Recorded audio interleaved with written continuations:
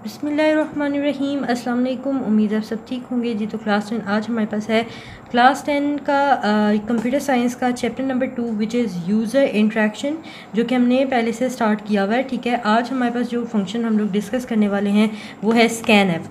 ठीक है, जैसे कि लास्ट टाइम हम लोगों ने पढ़ा था कि हमारे पास जो है वो प्रिंट एफ फंक्शन है।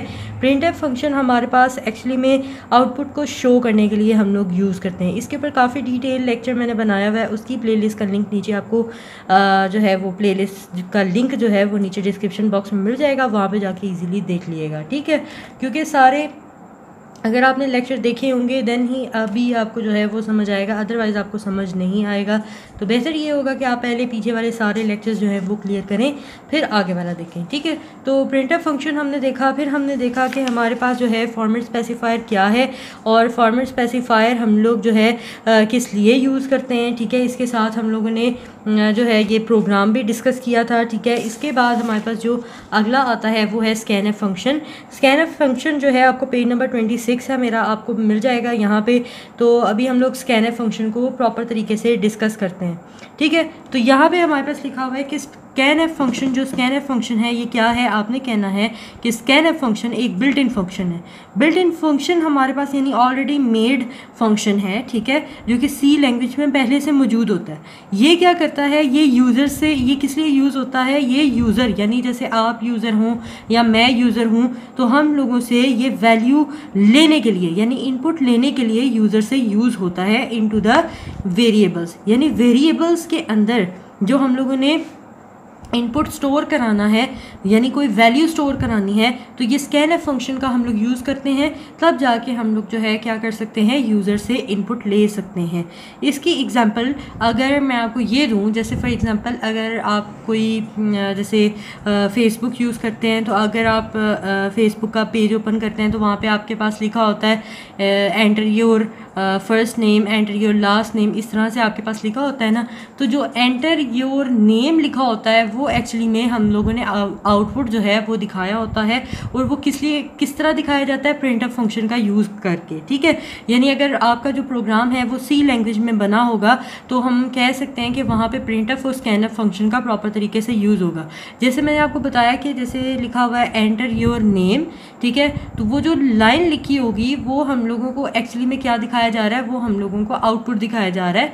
और आउटपुट दिखाने के लिए हम लोग जो चीज़ यूज़ करते हैं वो है प्रिंट एफ फंक्शन। ठीक है, इसके बाद जो आगे उन्होंने डैश लिखी होती है जिसमें आप लोग एंटर करके तो अपना नाम लिखते हैं, वो एक्चुअली में क्या है, स्कैन एफ फंक्शन का यूज़ करके मतलब कह सकते हैं हम कि वो बनाया जाता है। ठीक है, उसमें हम स्कैन एफ फंक्शन यूज़ करते हैं क्योंकि स्कैन एफ फंक्शन का मतलब क्या है कि आपने यूज़र से इनपुट लेना है। ठीक है, आई होप कि आपको इनपुट और आउटपुट का फंक्शन और प्रिंट एफ और स्कैन एफ फंक्शन का प्रॉपर तरीके से समझ में आ गया होगा। एक दफ़ा फिर देख लेते हैं। Scan f function is a built in function. Scan f function हमारे पास एक बिल्ट इन फंक्शन होता है सी लैंग्वेज के अंदर, दैट टेक्स इनपुट, जो कि इनपुट लेता है फ्रॉम यूज़र से इनटू द वेरिएबल। किस में लेता है, किसी वेरिएबल में। We specify the expected input data type in scan f function with the help of format specifier. अच्छा, अब हम लोगों ने फॉर्मेट स्पेसिफायर लास्ट टाइम जो पढ़े थे उसमें हमने देखा था कि जो डेटा टाइप हम लोग यूज़ करते हैं उसके लिए एक ख़ास जो है ना वो होता है फॉर्मेट स्पेसिफायर होता है। जैसे कि हम लोगों ने यहाँ पे देखा था कि जैसे अगर हम लोग इंट डेटा टाइप यूज़ करते हैं तो इसके लिए फॉर्मेट स्पेसिफायर क्या होगा, %d और %i। अगर हम फ्लोट यूज़ करते हैं तो इसके लिए %f होगा, और कैरेक्टर यूज़ करते हैं तो इसके लिए %c होता है। ठीक है, तो इसी तरीके से अगर हम लोगों ने स्कैन एफ फंक्शन में हम लोग फॉर्मेट स्पेसिफायर का यूज़ करेंगे तो ये हम कब करेंगे, जो डेटा टाइप हम लोग यूज़ करेंगे उसके अकॉर्डिंग हम लोग फॉर्मेट स्पेसिफायर भी सिलेक्ट करेंगे। ठीक है, इसके बाद if the user enter integer data type, यानी अब यहाँ पे हमें बताया जा रहा है कि अगर यूज़र जो है वो इंटीजर डेटा टाइप को यूज़ करता है, ठीक है, यानी INT वाला जो डेटा टाइप है वो यूज़ करता है, तो format specifier mention in the scan function must be क्या होगा हमारे पास परसेंटेज डी या परसेंटेज आई। यानी इसके कहने का मतलब है कि अगर हम लोगों के पास जैसे कोई यूज़र है वो क्या करता है कि इनपुट जो है वो इंटीजर डेटा टाइप फॉर्म में लेना चाहता है, तो इसके लिए जो फॉर्मेट स्पेसिफायर हम लोग यूज़ कर सकते हैं वो है परसेंटेज डी एंड परसेंटेज आई। ठीक है, इन दोनों में से कोई एक आप यूज़ कर सकते हैं। अब जैसे हमारे पास ये जो लिखा हुआ है प्रोग्राम, हम इसको डिस्कस कर लेते हैं। यहाँ पे लिखा हुआ है एग्जांपल कोड लिखी हुई है हमारे पास, कंसीडर द फॉलोइंग एग्जांपल। जैसे हमारे पास है, ये तो आपको पता है कि हैश इंक्लूड stdio.h, ये हमारे पास क्या होता है, हेडर सेक्शन है, वॉइड मेन फंक्शन है। इसके बाद ये मेन की जो बॉडी होती है ये वो है, यहाँ पे हम लोग ब्रैकेट से शुरू करते हैं। अब यहाँ पे ये काफ़ी हद तक आप वाकिफ़ हो चुके होंगे इस प्रोग्राम के स्टार्ट से। अब ये देखें यहाँ पे CHR यानी हम लोग यूज़ कर रहे हैं कैरेक्टर डाटा टाइप।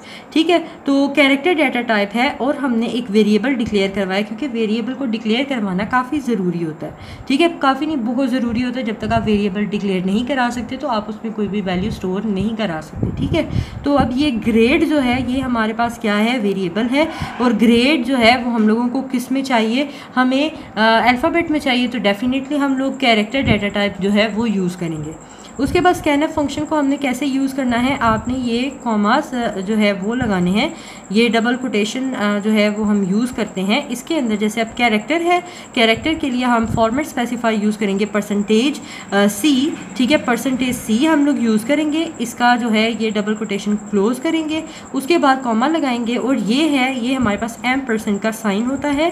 ठीक है, और इसके आगे हम लोगों ने जिसकी वैल्यू इसके अंदर स्टोर करानी है, यानी जिसकी वैल्यू हमने लेनी है, वो वेरिएबल का नाम हम लोग यहाँ पे लिख देंगे। और ये वेरिएबल का नाम हमें कहाँ से मिलेगा, जहाँ पे हम लोगों ने डाटा टाइप को डिक्लेयर कराया होगा। ठीक है, तो आई होप कि आपको यहाँ पे अच्छी समझ आ रही होगी।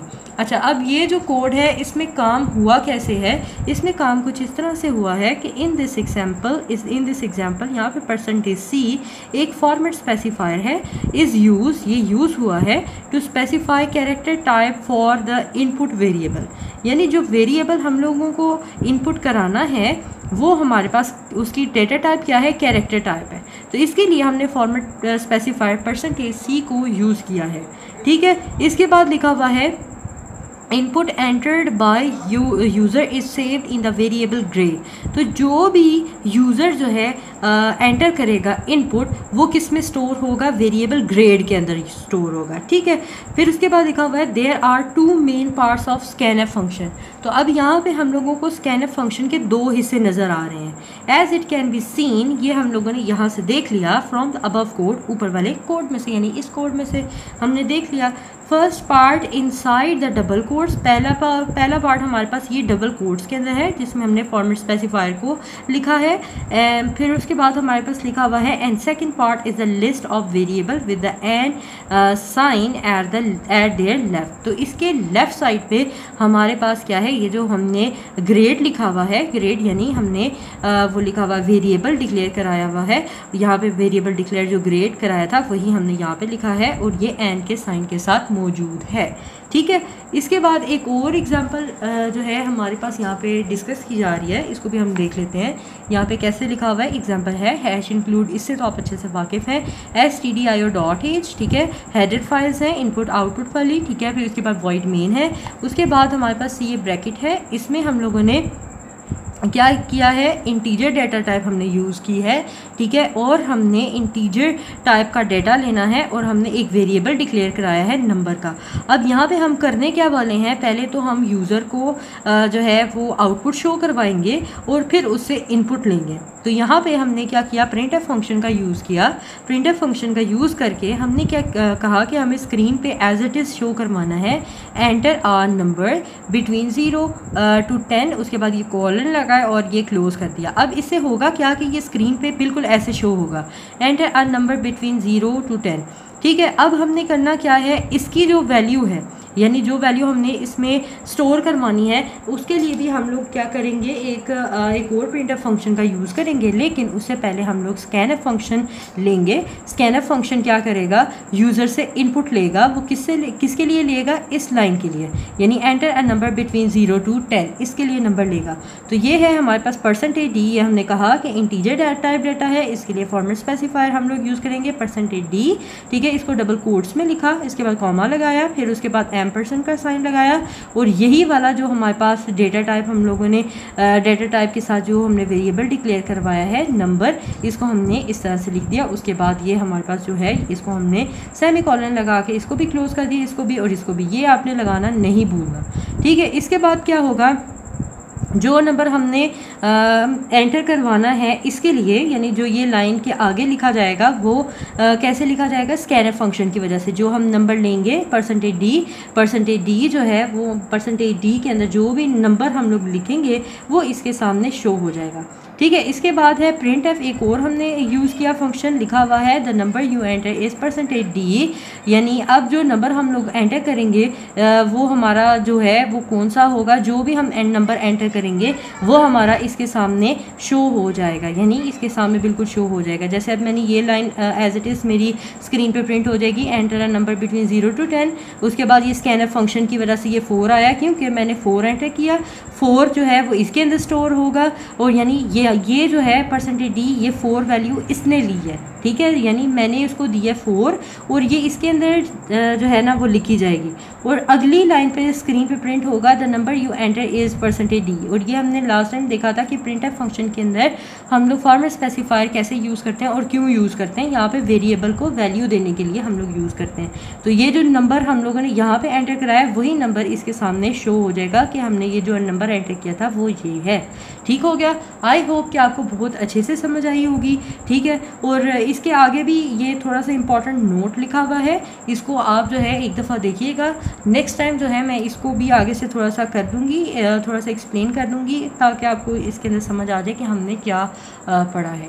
आई होप कि आपको अच्छा समझ आया होगा। वीडियो अच्छी लगी तो वीडियो को लाजमी लाइक किया करें। आप वीडियो को लाइक नहीं करते और देखी जाते हैं लेकिन वीडियो को लाइक नहीं करते, सो लाइक का बटन ज़रूर हिट करिएगा। सब्सक्राइब नहीं किया तो लाजमी कर दिएगा। सो फ्रेंड्स के साथ भी शेयर करें अगर आपको अच्छा लगे। So keep learning, keep sharing. See you next video. Take care and अल्लाह हाफिज़।